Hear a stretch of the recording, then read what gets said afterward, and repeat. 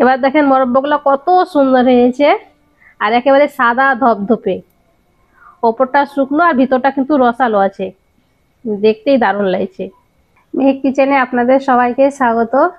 আজকে আমি সাদা ধপধপে চাল কুমড়োর মোরব্বা বানিয়ে দেখাবো, যেটা হবে ওপরটা শক্ত আর ভিতরটা রসালো। আর প্রথম থেকে শেষ পর্যন্ত ভিডিওটা দেখবেন, তাহলে পরে আপনারাও বুঝতে পারবেন, একদম আমি পারফেক্ট ভাবে দেখাবো। আসুন তাহলে দেখে নেন আমি কিভাবে চাল কুমড়োর মোরব্বাটা বানাচ্ছি। চাল কুমড়ো মোরব্বা বানানোর জন্য চাল কুমড়ো লাগবে, তার জন্য এখানে আমি একটা পাকা চাল কুমড়ো নিয়েছি। আর আপনাদেরকে ভালো করে বুঝিয়ে বলে দিচ্ছি, অনেকেই কমেন্ট করছেন যে কাঁচা চাল কুমড়ো নিয়েছেন, বলছেন যে হয় না। তাই চাল কুমড়োটা দেখেন আমি কেমন নিয়েছি, একদম পাকা, এই যে সাদা ধপধপে হয়ে গেছে, মানে খড়ি পড়ে গেছে, গায়ে চুন পড়ে গেছে, এই যে আঙুলে ঘষলে পরে দেখেন লেগে যাচ্ছে, এই রকমই নিতে হবে। আর এই চুনগুলো কাজে লাগানো যাবে। এই যে একদম পেকে গেছে এইরকম। আর গাছটাও দেখেন শুকিয়ে গেছে এইরকম, গাছে যখন পুরো শুকিয়ে যাবে তখন এটাকে পাড়তে হবে, মানে কেটে নিতে হবে গাছটা। আর একটু খেয়াল করে দেখেন, একটুও সবুজ নেই, গোটাটাই সাদা হয়ে গেছে, তার মানে একদম এটা পারফেক্ট। এটা দিয়েই মানে চাল কুমড়োটা বেশি ভালো হবে। আর কাঁচা দিয়ে যদি করেন তাহলে চুনে দেওয়ার সঙ্গে সঙ্গে গলে যাবে, সেটা কিন্তু ভালো হবে না। এই চাল কুমড়োটাকে প্রথমে আমি কেটে নিব। কতটা পাকা দেখেন, আমি কাটছি তো মানে কাটা হচ্ছে না, এতটা উপরটা শক্ত হয়ে গেছে।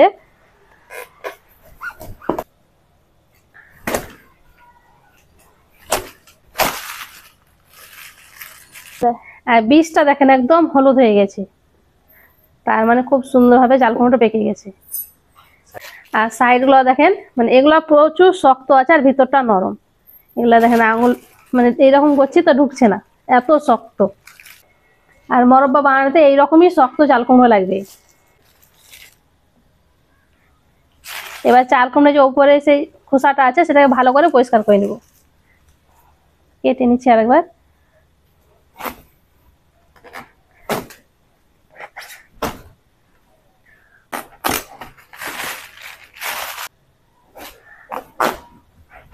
আগে বিচুনগুলো বের করে নাও। ছোট ছোট করে কেটে নিয়েছি আর ছিলে নেব। এই যে সবুজ অংশটা না থাকে যাতে, ভালো করে ছিলে পরিষ্কার করে নিতে হবে।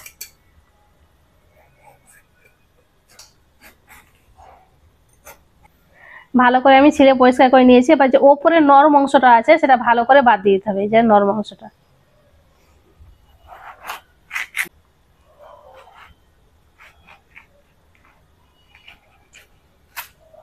এইরকম করে দেখে দেখে নিতে হবে, জান একটু নরম নাই, একটু বেশি করে বাদ দিয়ে দিচ্ছেন। যতটা নরম থাকবে খুব ভালো করে বাদ দিয়ে দিতে হবে, নরম অংশটা কিন্তু কোনো কাজে লাগবে না, ওটাতে ভালো হবে না, তাই এইভাবে ভালো করে বাদ দিয়ে দিতে হবে।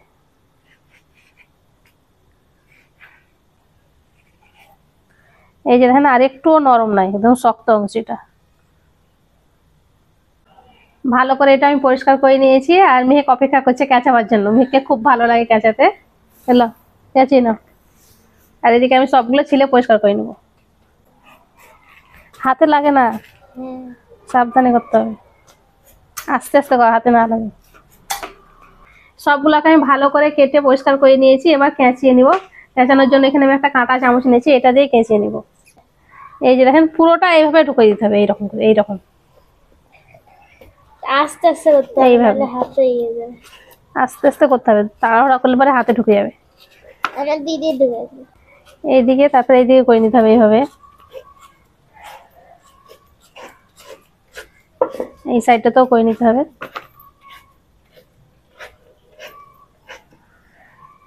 একটু যাতে বাদ না থাকে। এই সাইডটাতেও করে নিব। এইভাবে আমি চারিদিকে ভালো করে কেঁচিয়ে নিচ্ছি। আর কেঁচানোর পর আপনাদেরকে দেখাচ্ছি যে কেমন হবে। এখন কিন্তু অনেক শক্ত আছে, যখন পুরোটা কেঁচানো হয়ে যাবে অনেক নরম হয়ে যাবে, তখন একটু নরম তুলতুলে হয়ে যাবে।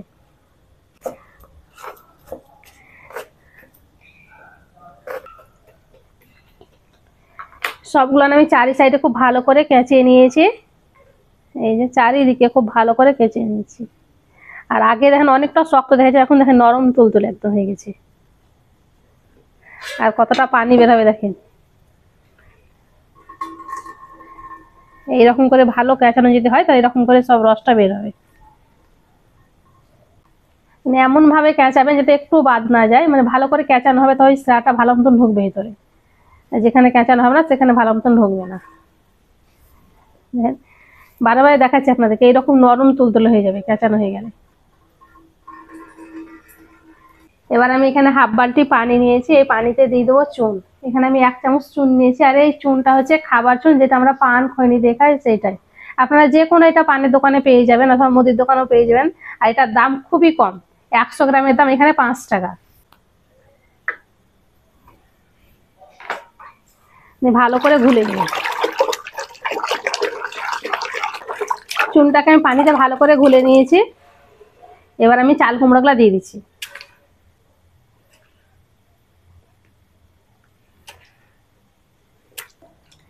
এই চুন পানিতে ভিজানোর কারণ হচ্ছে মরব্বাটা একদম সাদা ধপধপে আর অনেক শক্ত হবে। এখন দেখেন কত নরম আছে, তো ভিজিয়ে রাখবো তো একদম শক্ত হয়ে যাবে। এগুলোকে আমি এই চুন পানিতে সারা রাত ভিজিয়ে রেখে দেবো, তারপর সকালে দেখাবো আপনাদের। চাল কুমড়োগুলোকে আমি সারা রাত চুন পানিতে ভিজিয়ে রেখেছিলাম, বলেছিলাম আপনাদের যে সকালবেলায় দেখাবো, কিন্তু সকালবেলাতে আমি কাজের জন্য দেখাতে পারিনি, তাই সন্ধ্যার সময় আপনাদেরকে দেখাচ্ছি। চুন পানিতে ভিজানোর পর দেখেন কতটা শক্ত হয়ে গেছে। এই যে দেখেন আবার অনেকটা শক্ত হয়ে গেছে, এইরকমই হবে। আর মরব্বাগুলো এত বড় বড় ভালো লাগবে না, তার জন্য আমি ছোট ছোট করে কেটে নিব। আর এত বড় বড় করে করেছিলাম তার কারণ হচ্ছে কেচানো সুবিধা হবে, তার জন্য। ছোট ছোট করে যদি কেচান তাহলে হাতে লেগে যাওয়ার ভয় থাকে, তাই এইভাবে বড় করে রাখবেন, দিয়ে কেচে নেবেন।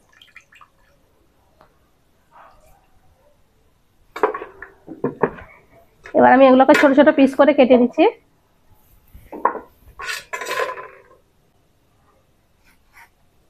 আমি এই সাইজ করে করছি, আপনারা ছোট বড় করে নিতে পারেন। বাজারে যেই সাইজ থাকে সেই সাইজের আমি করে নিচ্ছি।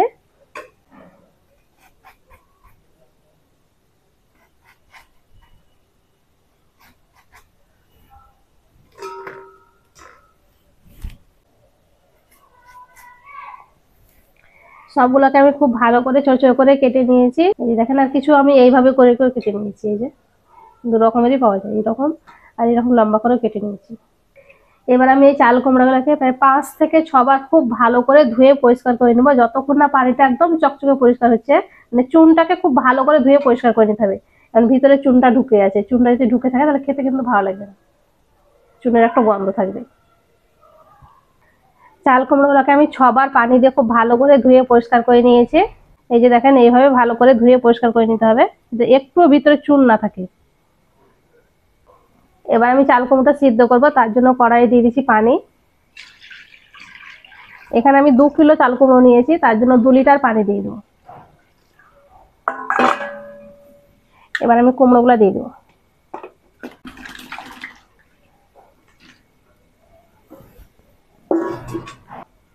পানিটা একটু বেশি করে দিবেন, যাতে সবগুলো এইভাবে ডুবে থাকে। এবার আমি ঢাকা দিয়ে এটাকে হাই হিটে 30 মিনিট ভালো করে সেদ্ধ করে নিচ্ছি। হাই হিটে 30 মিনিট খুব ভালো করে সেদ্ধ করে নিয়েছি। আর দেখেন কালারটাও পুরোপুরি চেঞ্জ হয়ে গেছে, আগে যে অনেক সবুজ সবুজ ছিল সেটা দেখেন আর নেই। এবার আমি পানি থেকে উঠিয়ে নেব।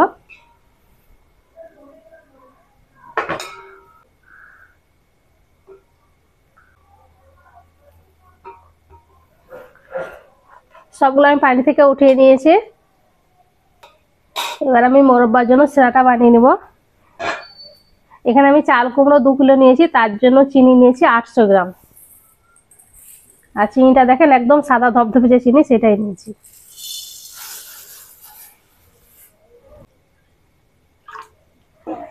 এই বাটির হাফ বাটি এবার পানি দিয়ে দিচ্ছি। আর এইরকম সাদা যদি চিনি না পান, লাল চিনিটা থাকে, তাহলে পরে চিনিটাকে একটু দুধ দিয়ে ভালো করে পরিষ্কার করে নেবেন, তাহলে পরেই হবে। এবার আমি চিনিটাকে গলিয়ে একবার ফুটিয়ে নেব। চিনিটা ভালো মতন গলে গেছে আর একবার ফুটতেও শুরু করেছে। এবার আমি চাল কুমড়োগুলো দিয়ে দেবো।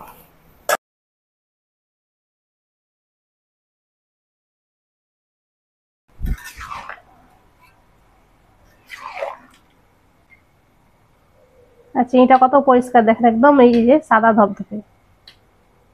শিরাটা দেখেই বুঝতে পারছেন। এই যে এবার আমি হাই হিট এটাকে 30 মিনিট জাল করে দেবো, যতক্ষণ আমার শিরাটা একটু ঘন হয়ে যাচ্ছে।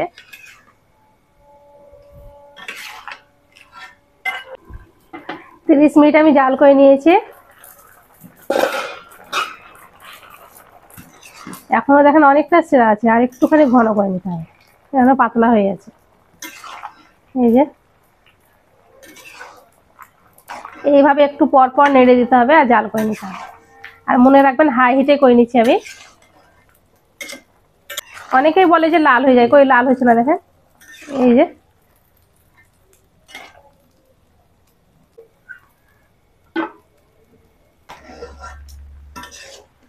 এখন শিরাটা অনেক কমে গেছে, এই যে অনেকটা ঘন হয়ে গেছে। আর একটু জাল করে নেব। খুব ভালো করে আমি জাল করে নিয়েছি, শিরাটা অনেক কমে গেছে। এই যে দেখেন এইভাবে জাল করে নিতে হবে, শিরাটা এখন খুব কম আছে। মুরব্বাটা হয়ে গেছে, এবারে নামিয়ে নিচ্ছি।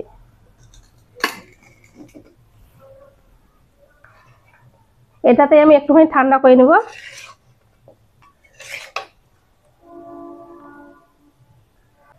মুরব্বাগুলোকে আমি ভালো করে ঠান্ডা করে নিয়েছি। এবার এখানে দিয়ে দেবো কেওড়া ওয়াটার। খুব বেশি দেওয়া যাবে না, হাফ মুখে দিয়ে দিচ্ছি এটা। ভালো করে মিক্স করে নেব।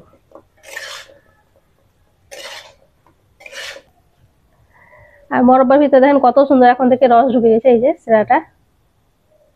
আর দেখেন একটুও লাল হয়নি, সাদা ধপধপে হয়ে আছে। এবার এগুলোকে আমি একটা থালায় উঠিয়ে নিচ্ছি।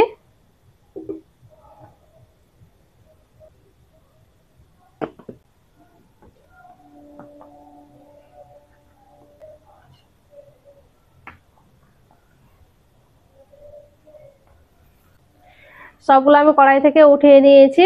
আর মুরব্বাগুলো এখন কিন্তু রেডি, এইরকম খেয়ে নিতে পারেন। কিন্তু এটাকে আমি বেশি দিন সংরক্ষণ করব, তার জন্য এটাকে আমি ফ্যানের বাতাসে ভালো করে শুকিয়ে নেব। আপনার চাইলে রোদেও শুকিয়ে নিতে পারেন।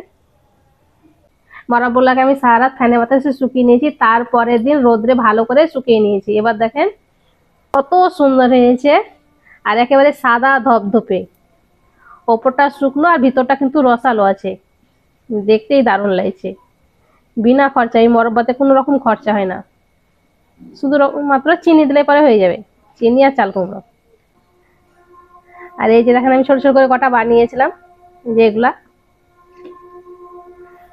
কিছু এইভাবে করে নিয়েছিলাম।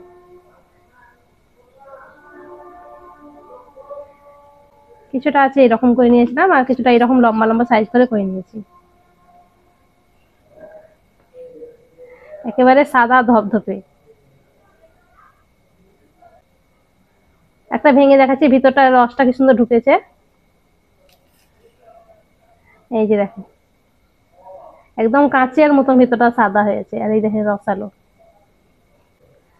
এই যে দেখেন কতটা রসালো, চিপা দেখেই বুঝতে পারছেন।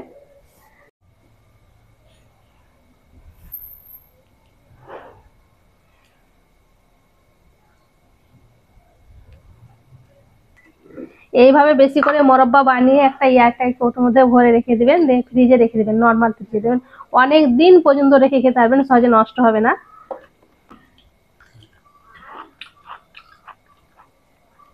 দেখলেন তো মুরব্বা বানানো কত সহজ, খুব সহজে আপনারা একদম দোকানের মতন বাড়িতেই মুরব্বা বানিয়ে নিতে পারবেন। আশা করছি আজকের এই মুরব্বা রেসিপিটি আপনাদের অনেক ভালো লেগেছে। ভালো লেগে থাকলে প্লিজ লাইক কমেন্ট শেয়ার করবেন, আর আমার চ্যানেলটি অবশ্যই সাবস্ক্রাইব করবেন। সবাই ভালো থাকবেন, দেখা হচ্ছে পরের রেসিপিতে। অনেক সফট হয়েছে।